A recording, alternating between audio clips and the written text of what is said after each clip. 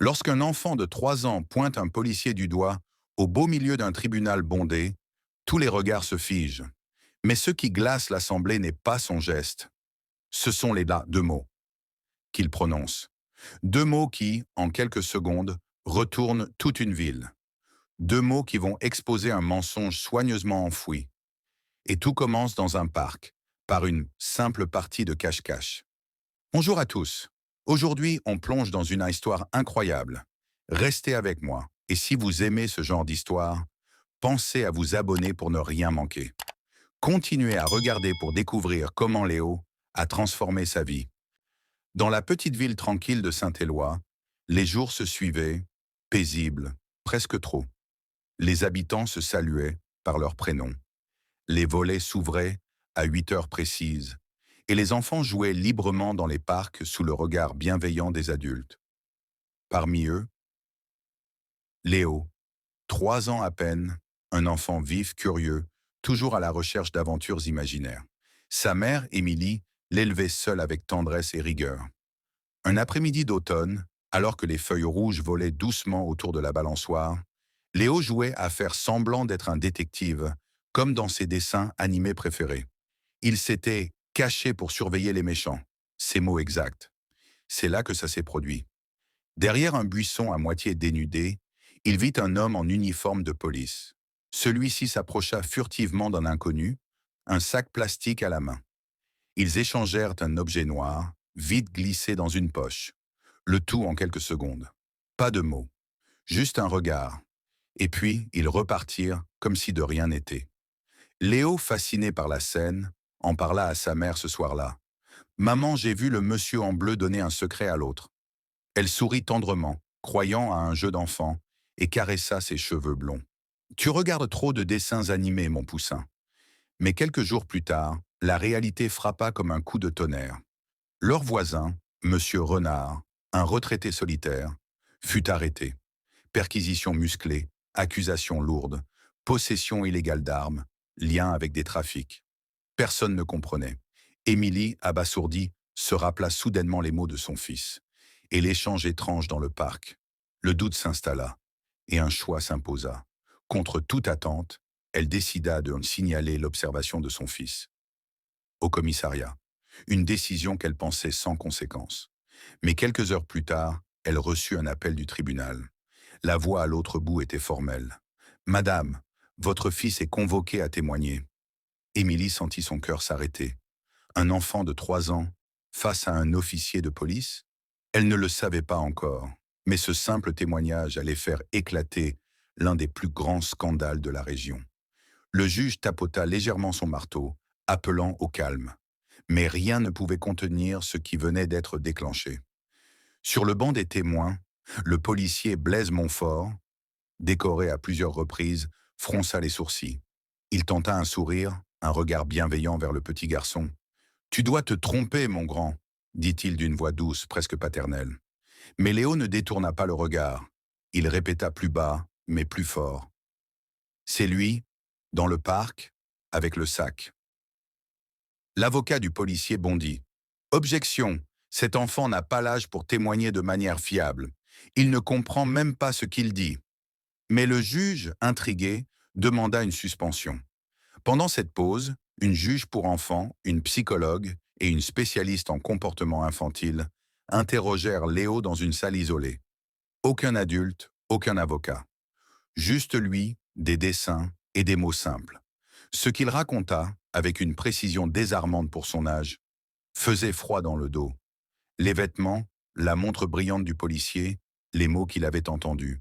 Même la plaque minéralogique de la voiture, il l'avait retenue, comme un code secret de super-héros. Cela ne pouvait plus être ignoré. Une réouverture de l'enquête fut demandée sur le champ. Le procureur hésita, mais face à la pression médiatique déjà en marche, il céda. Ce qu'ils découvrirent dans les jours suivants allait choquer la ville. Les images de vidéosurveillance négligées lors de la première enquête confirmèrent la scène. Le téléphone du policier révélait des messages supprimés, mais partiellement récupérés. Un transfert d'argent suspect avait eu lieu juste après la perquisition du voisin innocent. Ce n'était pas seulement une erreur, c'était un montage soigneusement orchestré. Et celui qui l'avait révélé au grand jour n'avait pas encore appris à lire. La vérité avait éclaté, mais le combat ne faisait que commencer. Alors que le nom de Léo apparaissait en une de tous les journaux, surnommé en le garçon qui a fait trembler la justice, les réactions se déchaînaient. Certains le voyaient comme un miracle vivant, un ange envoyé pour briser le silence. D'autres, plus sombres, parlèrent d'une manipulation, d'un complot, d'un enfant dressé. Les réseaux sociaux s'enflammaient. Des chaînes d'information suivaient ses moindres faits et gestes. Mais dans l'ombre, d'anciens collègues du policier déchu tentaient d'étouffer ce qu'ils savaient être beaucoup plus qu'un cas isolé. Car Montfort n'agissait pas seul. C'est là qu'un nouveau personnage entre en scène, Noah Durel, inspecteur à la retraite, mis sur la touche des années plus tôt pour avoir tenté de dénoncer des pratiques similaires. Il avait gardé ses dossiers, ses intuitions et l'amertume de ne pas avoir été écouté. En voyant Léo à la télévision, Noah sut que c'était le moment de reprendre l'enquête et qu'il n'était plus seul. Il contacta Émilie dans le plus grand secret. Ensemble, ils confrontèrent les pièces manquantes du puzzle. Transfert financier entre policiers, preuves falsifiées, perquisitions bidons. Tout un réseau de corruption et de blanchiment qui utilisait des citoyens sans défense comme boucliers. Et au cœur de cette révélation, un enfant de 3 ans qui, sans le savoir, était en train de devenir le plus jeune lanceur d'alerte de l'histoire du pays. Mais ce n'est pas tout. Lors d'une nouvelle audience, alors que les avocats de la défense tentaient de discréditer une fois de plus le témoignage de Léo, un moment inattendu renversa la salle. Noah demanda au juge d'écouter un enregistrement audio retrouvé dans l'un des téléphones saisis. On y entendait la voix du policier Montfort et une autre voix, rauque, dire « T'inquiète, personne ne croira un gosse, surtout pas un de 3 ans. » Le silence fut absolu, puis le juge leva les yeux et dit simplement « Je crois que l'affaire vient de changer de nature. » Dans les jours qui suivirent, des arrestations en chaîne furent effectuées.